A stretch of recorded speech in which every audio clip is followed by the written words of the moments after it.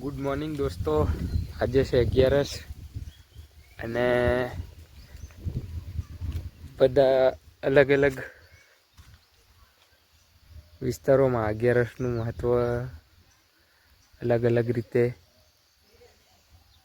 ઉજવાય છે. ઘણી બધી જગ્યાએ મેળાઓ ભરાય છે. બીજા આંબલી 11ના મેળાઓ તરીકે ઓળખે છે. અને 11 બધાએ નજીક દર્શન કરવા જાય છે. તો હું પણ દર્શન કરવા જઈ રહ્યો છું, તમને બી દર્શન કરાવું 11ના. તો વિડીયોમાં બન્યા રહો અને દર્શન કરાવું તમને નળેશ્વરના. તો ચલો હેંડો.